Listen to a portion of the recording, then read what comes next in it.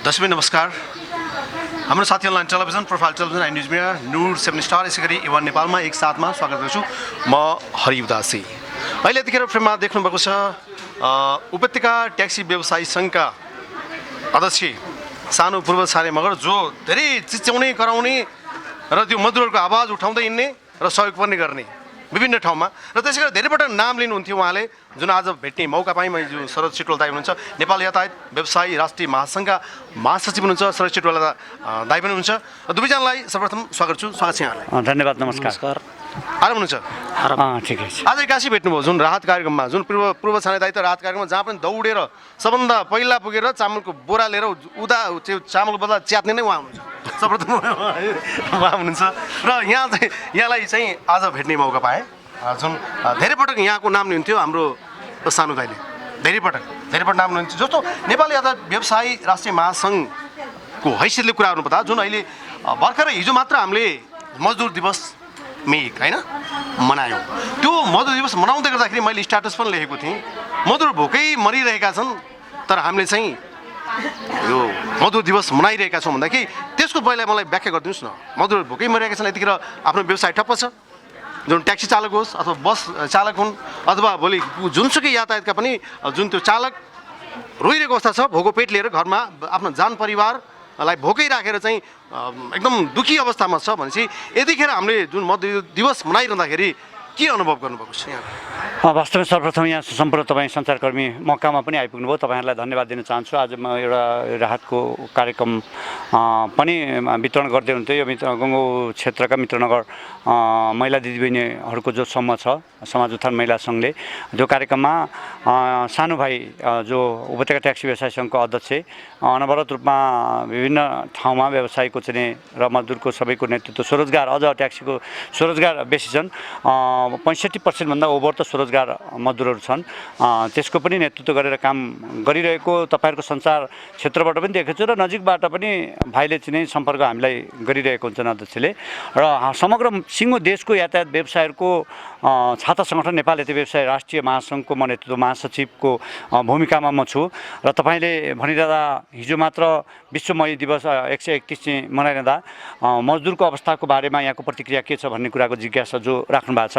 यो विश्वव्यापी रूपमा उठेको जो कोरोना र नेपालमा पनि त्यसको अत्यन्त ठुलो मानवीय क्षति त भएको छैन। कोही पनि अहिले आजको डेटसम्म अहिले तपाईँकोसँग म कुरा गरिरहेको अवस्थासम्म कोही पनि आइसियुमा गएको अवस्था छैन।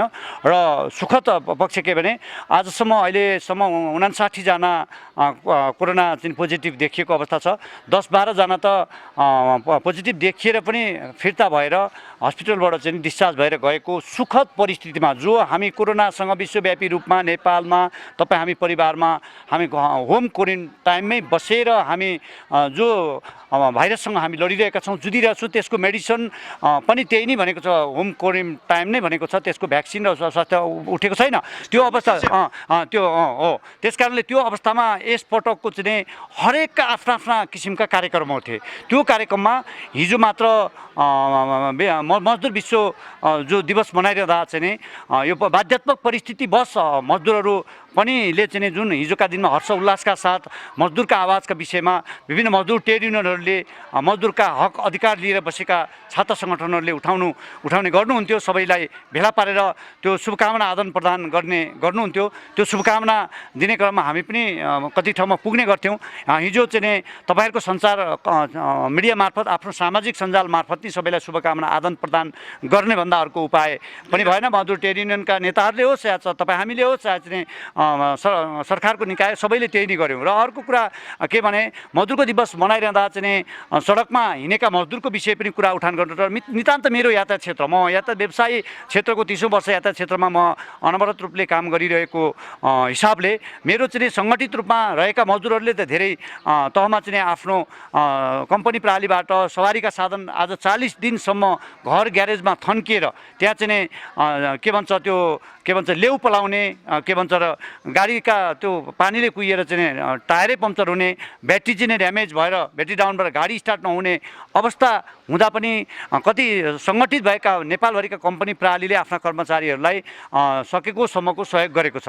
व्यवसायहरूले पनि आफ्नो सकेको सहयोग गरेर असङ्गठित रूपमा रहेका चाहिँ बाहिर रहेका जो मजदुरहरू छन् तिनको चाहिँ केही साह्रो गाह्रो भएको छ। केही साह्रो गाह्रो यो चाहेर पनि नचाहेर पनि यो चाहिँ अहिले कोरोनाको सङ्क्रमणको परिस्थितिले गर्दा पनि धेरै मजदुरहरू त्यसमा के भन्छ कोलाहलको परिस्थिति के भन्छ अलाप बिलाप गरेको परिस्थिति सडकदेखि सबै तपाईँको सञ्चार माध्यमबाट पनि हामीले देख्यौँ।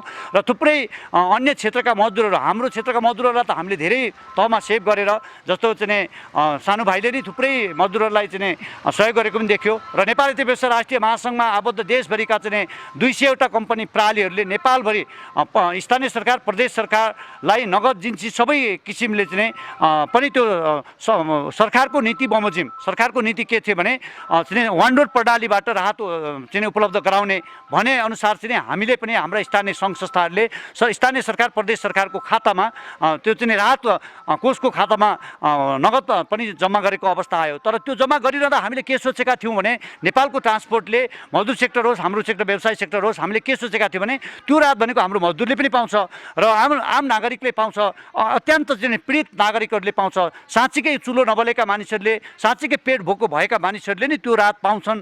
र नेपाल सरकारले वैज्ञानिक तवरबाट नि त्यो स्थानीय सरकारलाई जिम्मा दिएको छ। स्थानीय सरकारले त्यो तवरबाट बाँड्छ भन्ने नि हामीलाई लागेको थियो। तर तल्लो तहबाट हामीलाई त्यसको चाहिँ अलिकति त्यो ढङ्गले वैज्ञानिक ढङ्गले वितरण नभएको कुराहरू हामीलाई माथिल्लो तहमा आएको छ। त्यसको विषयमा हामीले नेपाल सरकारको पटक पटक ध्यान आकर्षण मौखिक त्यहाँ सिंहदरबारमा गएर पनि म आफू महासचिव म आफ्नो घरमा झापा जिल्ला जानुपर्ने मानिस राजधानीमै बसेर सरकारले दिएको पासलाई सही ढङ्गबाट सदुपयोग गरेर मैले सिंहदरबारमा गएर हाम्रो मन्त्रालय हाम्रो विभाग अर्थ मन्त्रालय गृहमन्त्रालय सबैसँग समन्वयकारी भूमिका पनि गरेर ती मजदुरहरूको विषयमा निरन्तर रूपमा चाहिँ प्रत्यक्ष अप्रत्यक्ष लिखित मौखिक सबै कुराको र तपाईँको सञ्चार माध्यमबाट पनि खबरदारी गराउने काम निरन्तर रूपमा हामीले जो गराउनु पर्ने हाम्रो दायित्व कर्तव्य सबै हामीले गरेका छौँ र गर्दै आएका छौँ र भोलिका दिनमा पनि गर्नेछौँ।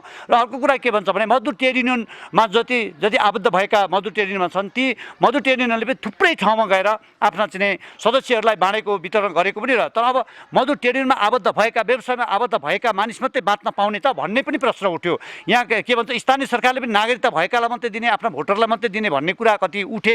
नागरिकता भएन भने तपाईँको नागरिकता छैन परिचय पत्र छैन भने वितरण चाहिँ कोहीसँग परिचय नै पत्र नभएको मानिस पनि हुनसक्छ ऊ चाहिँ के भोकै मर्ने भन्ने प्रश्नहरू उठ्न सक्छन्। त्यस्तो विषयमा हामीले मानवीय धर्म हामीले वनकारी सबैसँग चाहिँ ले चाहिँ समन्वयकारी भूमिका गरेर हाम्रो आफ्नो तहबाट मध्यस्थता पनि गरेका छौँ। र चाहिँ मैले अर्को भने त्योभन्दा राहत वितरण गर्दै हिँड्नुभन्दा पनि हामीले उच्च तहमा रहेर आम नेपालीहरूलाई मेची महाकाली पुर्याएको तपाईँहरूले त्यो पनि देख्नुभयो। यो विषम परिस्थितिमा सबै चालकहरू आज चाहिँ सरकारले चाहिँ के भन्छ स्वास्थ्य कर्मीहरूलाई उच्च मनोबल बढाउनको लागि स्वास्थ्य उपकरण सबै किसिमका चाहिँ उपकरणहरू चाहिँ राज्यले उपलब्ध गराएको छ। सुरक्षा कर्मीहरूलाई पनि उपलब्ध गराउँछ। त्यस्ता पनि स्वास्थ्य कर्मी फ्रन्ट लाइनमा आएर काम गर्नु परेको हुनाले उनीहरूलाई उच्च रङ्गबाट चाहिँ स्वास्थ्य उपकरण वितरण गरेको छ राज्यले। त्यसको लागि म सिङ्गो देशको यातायातको तर्फबाट ती स्वास्थ्य कर्मी पनि नेपाल सरकारले देखाएको सदा सहायता र उच्च मनोबल बढाउने जुन स्वास्थ्य उपकरण वितरण गरेको छ त्यसको लागि विशेष धन्यवाद दिन चाहन्छु। र अनि म के जोड्न चाहँदैछु भने त्यो डक्टरले चाहिँ एकजना बिरामीको लाई चाहिँ र एकजना चाहिँ कोरोना भएर आएको मानिसलाई एकजनाको उपचार गरिरहन्छ भने एउटा चालकले 40-45 जना यात्रु बोकेर हिँड्नुपर्ने हुन्छ। त्यो मजदुर हामीले नेपालभरिको अरू अन्य क्षेत्रको नेतृत्व गरिरहेको हुन्छौँ। त्यसकारणले त्यो चालक के भन्छ डक्टरलाई जुन ढङ्गबाट चाहिँ स्वास्थ्य उपकरण दिलायो नेपाल सरकारसँग हामीले बारम्बार भन्यौँ त्यो चालक जो महाकाली पुगेर आउँछ जो मेची पुगेर आउँछ जो ट्याक्सी राजधानीमा यात्रु लिएर हिँड्छ एम्बुलेन्सको काम गरेर ट्याक्सीहरू हिँडिरहेका हुन्छन् त्यस्ता चालकहरूलाई पनि स्वास्थ्य उपकरणको लागि एउटा विश्वासिलो र भरपर्दो त्यो मजदुरहरूलाई मनोबल बढ्ने खालको जसरी स्वास्थ्य कर्मीको मनोबल बढेको छ अहिले सुरक्षा कर्मीको मनोबल बढाउने सरकारले कुरो गरेको छ नेपालका मजदुर र यातायात व्यवसायीहरूको पनि मनोबल बढ्ने खालको चाहिँ के भन्छ वातावरण सरकारले बनाउनुपर्छ। जबकि आज मैले बार भन्ने पनि गरेको छु यातायात क्षेत्र भनेको हाम्रो जीवनको रक्त सञ्चार जस्तो हो। यातायात सडकमा गुडेन भने आज देश कुलाल छ देश ठप्प छ देश सबै चाहिँ के भन्छ भने आज राहत वितरण किन गर्नु पर्यो भन्दा यातायात यातायात सवारी चलेको थियो नचलेकै कारणले गर्दाखेरि आज यो अवस्था आएको छ नि। त्यस कारणले नेपालका आम नेपाली नागरिकले, नेपाल सरकारले, नेपाली जनताले र सम्पूर्ण सञ्चारकर्मी पत्रकारले बुझ्नुभयो नेपालको यातायात क्षेत्र भनेको के रहेछ त, साँच्चीकै रक्त सञ्चार रहेछ भन्ने कुराको प्रमाणित भएको छ। त्यो प्रमाणितको बिचमा यो कोरोनाको यत्रो चुनौतीको बिचमा हामीले नेपालभरि यो दुईपटक गरेर के भन्छ 5 गते उच्च स्तरीयले निर्णय गरेपछि 10 गतेबाट 7 गते सामान्य प्रधानमन्त्रीको राष्ट्रको नाममा सम्बोधन आउँदै लकडाउन 10 गतेबाट हुने भनिरहँदा र उच्च स्तरीयले 5 गते नै निर्णय गरेर सबै स्कुल विद्यालय क्याम्पसहरू कलेजहरू र अत्यावश्यक बाहेक सबैको बिदा दिइरहँदा लाख नेपाली नागरिक र 6-7 लाख नेपालीहरूलाई हामीले त्यो समयमा पठायौँ। फेरि बिचमा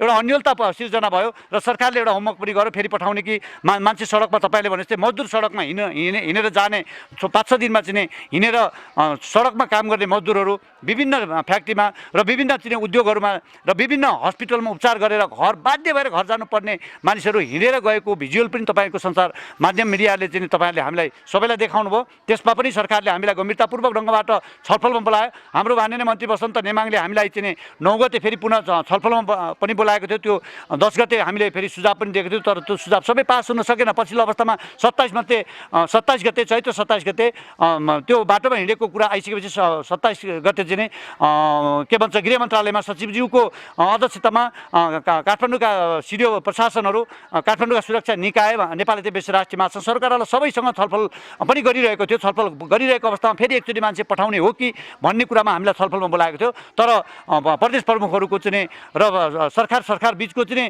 द्वन्द्वको कारण त्यही नीतिगत केही विषयहरू नमिलेको कारण त्यो स्थगन भयो। मिडियामा भोलिबाट गाडी खुल्ने भन्यो रोकियो। तर फेरि अब बिचमा सामान्य प्रधानमन्त्री र क्याबिनेटले के डिसिसन गरिरह्यो भने हामीले के भन्छ भने त्यो हामीलाई गाडी नचलाउने नै निर्देशन भइसकेपछि के भन्छ क्याबिनेटबाट बाटोमा सडकमा मजदुरहरू अलपत्र परेका छन् भने तिनलाई चाहिँ पुर्याउने व्यवस्था गर्ने र अन्य भएका मजदुरहरूलाई चाहिँ आफ्नो ठाउँमा भोकै नमारिकन सबैलाई चाहिँ स्थानीय निकायबाट खाने बस्ने व्यवस्था मिलाउने भनेर स्थानीय सरकारलाई र प्रदेश सरकारलाई क्याबिनेटले र सरकारले निर्देशन गरेपछि त्यो हामीले फेरि अगाडि बढेर गाडी चलाउने अवस्था आएन। त्यो किन आएन भनेदेखि हामीले फेरि सरकारको क्याबिनेटको निर्णय हुँदाहुँदै गाडी चलायो भने त्यहाँ दुर्घटना भयो भने भोलि इन्सुरेन्सको कुरा हुन्छ। इन्सुरेन्सबाट चाहिँ त्यो कुनै भवितव्य इन्सुरेन्स दुर्घटना भयो भने त्यो क्षतिपूर्ति पाउने अवस्था हाम्रो हुँदैन। नभइसकेपछि हामीले त्यो गाडी हामीले चलाउन सक्यौँ। तर स्थानीय निकाय र स्थानीय हाम्रा संस्थाहरूसँग हामीले समन्वयकारी भूमिका इन्टर्नल रूपमा हामीले चाहिँ एउटा के भन्छ भने मध्यमार्गी भूमिका मध्यस्थता चाहिँ इन्टर्नल रूपमा हामीले गऱ्यौँ र 2-2.5 लाख मान्छे फेरि पनि तपाईँले सडकमा कोलाहल रूपमा तपाईँले देख्नु त्यो मान्छेलाई हामीले पुर्याउने काम गरेका छौँ। अहिले जे होस् नेपाल सरकारले इन्टर्नल रूपमा प्रदेश सरकारले र स्थानीय सरकारले महत्त्वपूर्ण भूमिका खेलेको छ र मेरा देशभरिका यता व्यवसायले र यस्तो विषम परिस्थितिमा हाम्रा मजदुरहरू सडकमा निक्लेर जो मजदुर बिना त्यो गाडी महाकाली पुग्दैन थियो, जो मजदुर बिना त्यो गाडी मेची पुग्दैन थियो, जो मजदुर बिना चाहिँ दार्चुला र चाहिँ जुम्ला ओखलडुङ्गा मानिस पुगेर खुसियाली मनाउँदै त्यो गाडीमा चाहिँ बाई गरेर हिँडेको तपाईँले देख्नुभयो। त्यो त्यस कारणले मैले के जोडेको छु भने यी चालकहरू, यी मजदुरहरू यी महत्त्वपूर्ण ठाउँमा छन्। यिनको सम्मान राष्ट्रले गर्नुपर्छ, व्यवसायले गर्नुपर्छ, हामीले गर्नुपर्छ र यस्तो विषम परिस्थितिमा पनि व्यवसायले पनि गाडी सडकमा निकालिदिए। सडकमा निकालेकै कारणले जनता आज 2.5 लाख गए काठमाडौँमा र सरकारलाई अलिकति केही भए पनि उनीहरू घर गन्तव्य जुन तपाईँको मजदुरको समस्या त यथावत छ। जुन मजदुरको भोको पेट जुन त छँदैछ, परिवार पीडामा छ। यतिखेर मजदुर चाहिँ बाँस कपासको अभावले जुन काठमाडौँमा रहेको मजदुर जुन घरबेटीका कुराहरू पनि छ। पछि घरबेटीसम्म जोडिनेछु, घरबेटीको जुन सरकारले जुन घरभाडालाई चाहिँ मिना गर्ने भन्दै गर्दाखेरि विभिन्न समस्याहरू भोगिरहेको मलाई फोनहरू आउने गर्छ। यस विषयमा त छुट्टै पाटो रह्यो, यस विषयमा कुरा गर्नेछु। र पछिल्लो अन्तिम प्रश्न तपाईँसँग जोडिन्छु। यतिखेर हाम्रो चाहिँ उपत्यका ट्याक्सी व्यवसायी सङ्घका अध्यक्ष सानुपुर साने मगरको मुख सिलाइरहेको छ। उहाँ धेरै बोल्ने मान्छे, मुख सिलाइरहेको छ। उहाँसँग जाँदैछु र अब म तपाईँलाई के क्वेसन सोध्छ भने तपाईँ दुवैजना एकै छतमा देखिरहेको छु, आज एकै ठाउँमा हुनुहुन्छ। जो तपाईँले धेरै अगाडिदेखि नाम लिइरहनु भएको छ, सरोज सिटौला भनेर नाम प्रत्येक इन्टरभ्यूमा तपाईँले लिएको देख्छु। ताराबहादुर कुँवर पनि छोड्दैन, सरोज सिटौला पनि छोड्दैन, धेरैको नाम लिनुहुन्छ। जो तपाईँले लिएको नाम पढ्नलाई मलाई 1 हप्ता लाग्छ। भनेपछि आज सरोज सिटौलालाई तपाईँले गुनासो संसारको सामने गाली गर्ने, माया गर्ने, गुनासो गर्ने के छ? अभिभावक हुनुहुन्छ उहाँ र एकपल्ट तपाईँकै सामुन्ने भनिदिनुहोस् न। नमस्कार। सर्वप्रथम त म जुन सञ्चार माध्यमका मिडियाका भाइ हरि उदास, थम थापा, वान नेपालका भाइ र यता पत्रकार भाइलाई म उपत्यका ट्याक्सी व्यवसायी र नेपाल राष्ट्रिय यातायात महासङ्घको तर्फबाट धन्यवाद दिन चाहन्छु। विशेष गरी तपाईँको जुन मे 1 गते जुन मजदुर दिवसको अवसरमा जुन यहाँ समाज सेवा महिला उत्थानले जुन आज 300 जनालाई राहत बाँडिरहँदाखेरि मलाई बिहानै सरोज सिटोला जो महासचिव हुनुहुन्छ हाम्रो नेपाल राष्ट्रिय यातायात महासङ्घका, सरोज सिटोला दाजुले सानो यस्तो यस्तो छ, यसरी अब हामी पनि के गर्ने हो कि अब चालकहरू गरेछ भनेर जुन दाइले फोन गरिरहँदाखेरि मैले के भने दाइ परिस्थिति एकदम नाजुक बन्दै गयो, मलाई यहाँ छ नि 100-200 जनालाई फोन गरिसक्यो, दाजु अब के गर्ने होला भनेर भन्दाखेरि एकचोटि मित्रनगर बस पार्कनिर आऊ दूरसञ्चार छेउमा ती परामर्श सल्लाह गरौँला भनेर यहाँ जुन दाइलाई भेटिरहनु पाउँदाखेरि मे दिवसको जुन मजदुरको जुन आम सभा गरेर जुन बसिरहेको जुन आज मलाई छ नि सरोज सिटोला दाइसँग यहाँ भेट हुँदाखेरि मलाई त्यो मजदुर दिवसमा जुन दाइले स्टेजमा भाषण गरेको जुन मलाई महसुस भइराखेको छ। र यसैमा मेची महाकाली सम्पूर्णमा दाइले अघि नै भन्नुभयो, यदि कोरोनाको महामारीमा मलाई ज्यानको प्रभाव नभए म झापा गएर बस्थेँ होला, सायद म पनि यदि ज्यानको माया भए मरिने डर भए म पनि मत्तरी गएर बस्थेँ होला भनेदेखि हामीले आम 90 लाख 95 लाख मजदुरको चालक सहचालकको हामी मध्यनजर गरेर सबैको ठाउँमा हामी पुग्न सक्दैनौँ।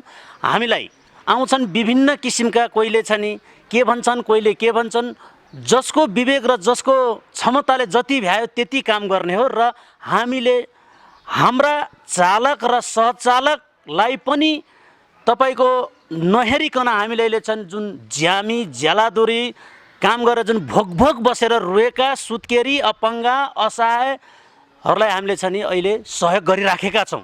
र यसैको सन्दर्भमा हामीले र सबैसँग कोर्डिनेसन गरेर, जस्तो हाम्रो दाइले अघि नै प्रणालीका जुन चालकहरू सचेत हुनुहुँदो रहेछ, प्रणालीका जुन संस्थाहरूले छ नि एउटा छ नि सिस्टममा बसालेको रहेछ, उहाँलाई छ नि हामी सिङ्गो यातायात व्यवसायीको तर्फबाट छ नि धन्यवाद दिन चाहन्छु यो महामारीको परिस्थितिमा। र अर्को कुरो के हो भने म अहिले जुन सरोज सिटोला दाइसँग यहाँ जुन भेट हुन पाउँदा अति नै खुसी छु। र यो लकडाउन हुनुभन्दा पहिले नै यथार्थ सबै जानकारी भएर अहिले जुन 12,385 ट्याक्सी गुडिरहँदाखेरि, दोस्रो एम्बुलेन्सको जुन काम गरिरहँदाखेरि अहिले कहीँबाट गुनासो आएको छ, यदि 200वटा ट्याक्सीलाई तपाईँको छ नि पास दिएको भएदेखि अहिले सरकारी हस्पिटल थापाथलीमा, वीर हस्पिटलमा, पाटन हस्पिटलमा, टिचिङ हस्पिटलमा हामीले असहाय र जुन पैसा नहुने र जुन बिमारीलाई छ नि हामी गन्तव्यसम्म भेलीभरि पुर्याउने हामीले एउटा पनि दिन्थ्यौँ। त्यो नेपाल सरकारबाट छ नि परामर्श भइएन। नेपाल सरकारको छ नि आइन्दाको दिनमा ध्यान जाओस् भनेर यो मैले सल्लाह सुझाव छ नि यहाँ मैले राखेको हो। र यसै गरी छ नि अहिले हामीले जुन हाम्रो महिला चालिका हुनुहुन्छ नबिना खड्का, उहाँले अहिले छ नि बिमारी बोकेर भए पनि उहाँले छ नि आफ्नो बलले छ नि र पास लिएर छ नि उहाँले छ नि अहिले क्यान्सर पीडितलाई, खुट्टा काटेको हरेक बिमारलाई छ नि ट्याक्सीबाट छ नि सहयोग भइराखेको छ। अब यसैको सन्दर्भमा अब हामी पनि अब महासचिवज्यूसँग छलफल गरेर हामीले पनि छ नि अब काठमाडौँमा रहेका र खानु नपाएकालाई हामी पनि उहाँको कोठा र छ नि परिस्थिति हेरेर हामीले पनि केही राहत दिने छ नि सोच बनाइराखेका छौँ। यो हाम्रो 3-4 दिन भित्रैमै हुन्छ। त्यसमा छ नि सरोज दाइलाई पनि दाइ एकछिन आउनु होला भनेर छ नि कलङ्कीमा मैले के गरेछु भने भक्तपुर, ललितपुर, काठमाडौँ सबै ठाउँमा अब यो लकडाउन भइरहँदाखेरि सबैको ठाउँमा पुग्नु सकिएको छैन। र छ नि त्यहाँका जुन केन्द्रीय सदस्य भाइटर पोस्टका हुनुहुन्छ उहाँहरूलाई बोलाएर कतिजना एकदमै अप्ठ्यारोमा परेछ तिनीहरूलाई जुन नागरिकता र छ नि तपाईँको कोठा भाडामा बस्नेलाई नदिने जुन भनिराखेको छ त्यसलाई चाहिँ छ नि हामी बोलाएर एउटा गाडीलाई छ नि एउटा गाडी लिएर आऊ भनेर त्यसैमा छ नि कतिजनाको डाटा लिएर हामी डाटा उपत्यका ट्याक्सी व्यवसायीले पनि राख्नेछन् र उपत्यका ट्याक्सीबाट डाटा टिपेर छ नि नेपाल राष्ट्रिय यातायात महासङ्घ महासचिव सरोज सिटोला दाइलाई पनि म दिनेछु। यतिजनालाई दियो दाइ र छ नि भोलि सरकारले के भन्यो भने यस्तो परिस्थितिमा छ नि हामीले यसरी गरेनौँ भनेर जुन हाम्रो डाटा पनि हुन्छ। र यसैको सन्दर्भमा जुन हामीले बिचमा तपाईँको 18-19 गते होइन दाइ 18-19 गते जुन सडकमा यत्तिकै छापछाप मान्छे छ नि, भोक बिस्कुट र पानी पनि र खाना त तपाईँको परे जाओस्, त्यो परिस्थितिमा छ नि दाइलाई मैले बारम्बार फोन गरेँ, दाइ यहाँ छ नि बसका चालकहरू भोके भयो, यो भयो भनेर भन्दाखेरि दाइले छ नि अब 1-2 दिनमै छ नि परामर्श भएर छ नि गाडी खोलाउने कुरा भएको छ भनेर भन्दाखेरि दाइले भन्नुभयो। ओखलढुङ्गा गए, रामेछाप गए, दोलखा गए, बझाङ गए, तपाईँको छ नि महेन्द्रनगर गए।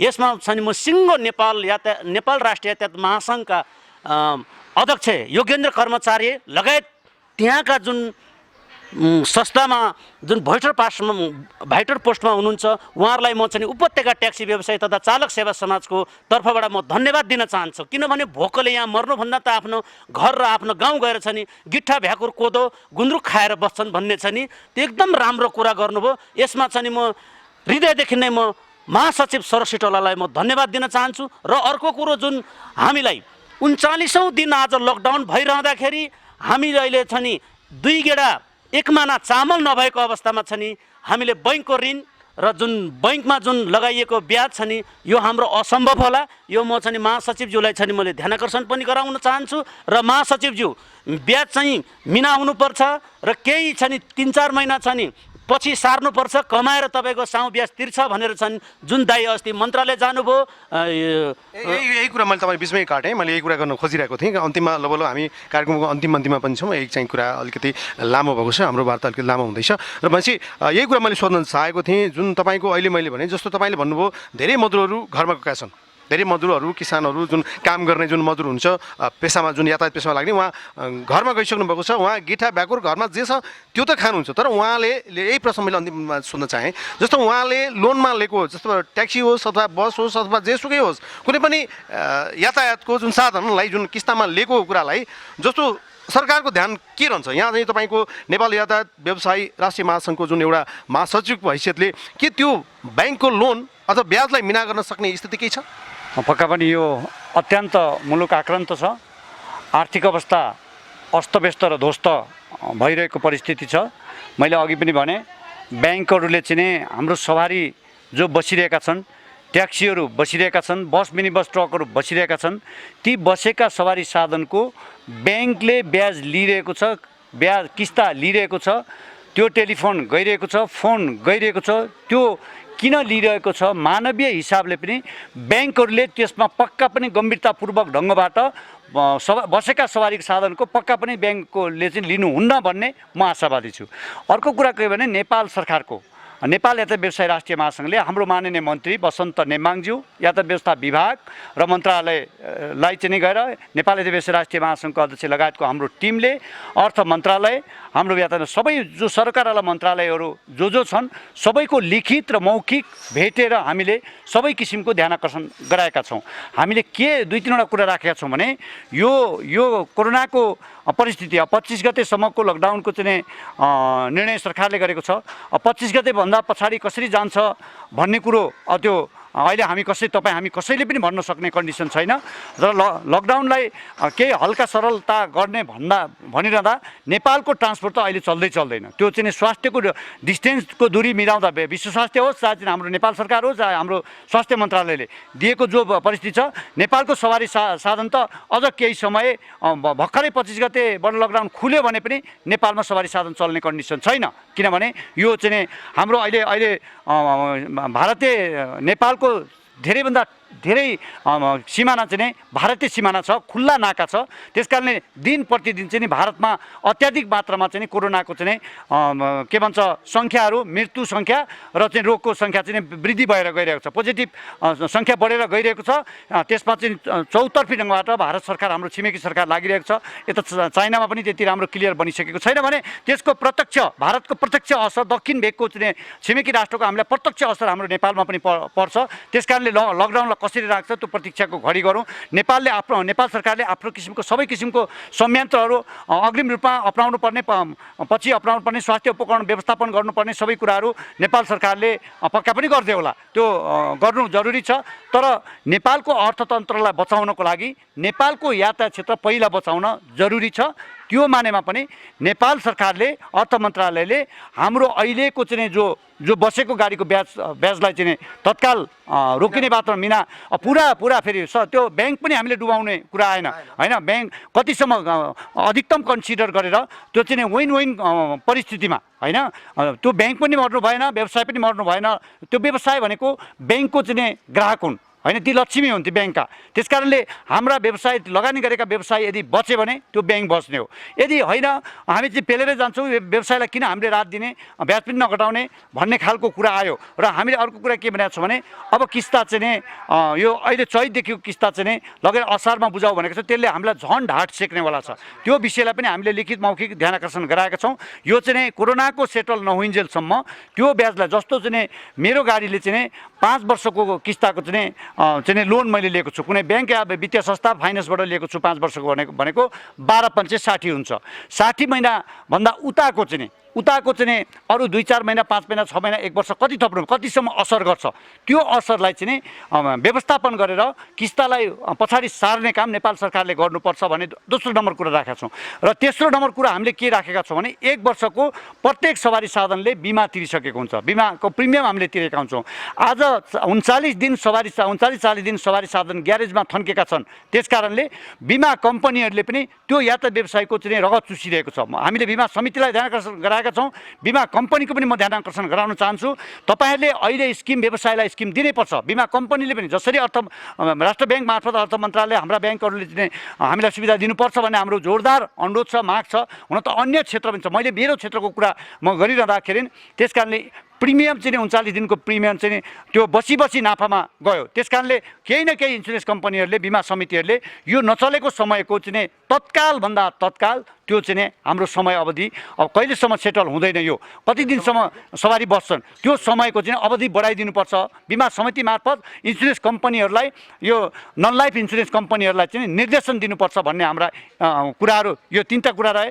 चौथो कुरा नेपालभरिमा रहेका मजदुरहरू सङ्गठित असङ्गठित रूपमा जुन चालक मजदुरहरू रहेका छन् त्यस्ता मजदुरहरूलाई चाहिँ सरकारले अविलम्ब ढङ्गबाट सम्बोधन गर्नुपर्छ र स्थानीय सरकारबाट चाहिँ के भन्छ भने मैले अघि पनि भने नागरिकतै छैन भने पनि त्यसलाई दिनुपर्छ भने जस्तै त्यो मजदुरहरू असङ्गठित छन् भने पनि तिनलाई पनि स्थानीय सरकारले राहत वितरण गराएर भोकै मार्नु हुँदैन। आज म तपाईँलाई भन्छु के भन्छ उपत्यका ट्याक्सी व्यवसाय सङ्घ महासङ्घको अहिले पनि सदस्यता नभए पनि हामीले एउटा व्यावसायिक धारणाले उहाँहरूलाई हामीले अगाडि सहयोग गरिरहेका छौँ। किनभने महासङ्घको सदस्यता नहुँदा पनि आज नेपाल मिटर ट्याक्सी राष्ट्रिय मिटर ट्याक्सी सङ्घ चाहिँ महासङ्घको सदस्य छ, तर यो यति हजारौँ चाहिँ नेतृत्व गरेर हिँडिरहेको छैन। त्यसका विधि प्रक्रियाहरू बन्दैछन् र छिट्टै उहाँहरू चाहिँ संस्थागत रूपमा महासङ्घमा संस्थागत रूपमा पनि आउँदै हुनुहुन्छ।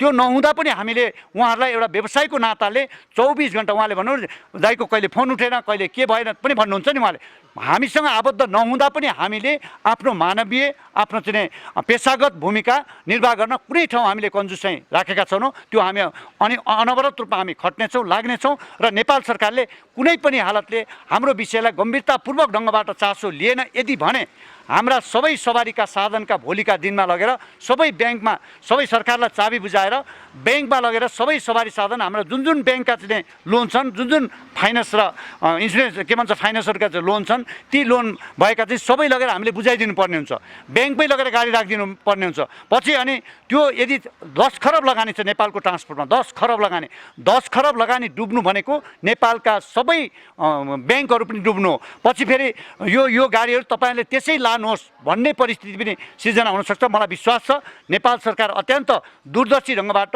विज्ञहरूसँग छलफल गरेर महत्त्वपूर्ण ढङ्गबाट माननीय अर्थमन्त्रीज्यू के भन्छ राष्ट्र ब्याङ्क लगायत अन्य ब्याङ्कहरू म अनुरोध गर्न चाहन्छु। यति कुरा सुनिरहँदा हाम्रा अन्य जो ब्याङ्कले हामीलाई लगानी गरेको छ ती ब्याङ्कका साथी ती ब्याङ्क र वित्तीय संस्थाहरूले पक्का पनि नेपालको यातायात क्षेत्रलाई यो अवस्थामा हामीले यो स्किम दिउँ है भन्ने खालको चाँडै नै म्यासेज आउँछ र सरकारले नीतिगत निर्णय गरेर हामीलाई अगाडि बढाउँछ र एउटा हौसला बढाउँछ। त्यस कारणले नेपालको अर्थतन्त्रमा नेपालको यातायात क्षेत्रले महत्त्वपूर्ण भूमिका खेल्छ र यो देशलाई चाहिँ कोरोना मुक्त भइसकेपछि अर्थतन्त्रमा राम्रो वातावरण बनाएर देशलाई एउटा समृद्ध बनाउन महत्त्वपूर्ण भूमिका हामी खेल्नेछौँ। धन्यवाद। Thank you so much. अब तपाईँको जुन अमूल्य समयको लागि यहाँलाई धेरै धेरै धन्यवाद र तपाईँको पहल पक्कै पनि सरकारले सुन्नेछ, सरकार समक्ष पुग्नेछ। यो पहल जुन उहाँ हुनुहुन्थ्यो नेपाल यातायात व्यवसायी राष्ट्रिय महासङ्घका महासचिव हुनुहुन्थ्यो शरद सिटौला हुनुहुन्थ्यो। यसै गरी उपत्यका ट्याक्सी व्यवसायी सङ्घका अध्यक्ष हुनुहुन्थ्यो सानु पूर्व छाने मगर र दर्शक हाम्रो पनि छुट्टै बेला भइसकेको छ। Stay home stay safe. Baishakh 25 गतेसम्म लकडाउन छ र अझै लकडाउन बढ्ने सम्भावना अझै पनि देखिन्छ र लकडाउन खोलिए पनि काठमाडौँलाई भनिसकेको छ, ग्रिन सिग्नल दिइसकेको छ, काठमाडौँमा कोरोना मुक्त भनेर भनिसकेको छ। तर पनि केही हदसम्म खुकुलो भए तापनि अझै पनि लकडाउन यथावत रहनेछ। यो लकडाउनभरि जुन मजदुर किसान धेरै काम गर्नेहरूको रोजीरोटी खोसिएको छ। अझै पनि यातायात क्षेत्रमा त अझै पनि लगभग धेरै यो सामान्यमा आउनलाई धेरै समय लाग्नेछ। अझै पनि 4-5 महिना पनि अझै पनि यातायात राम्रो ढङ्गले सुचारू हुने छैन।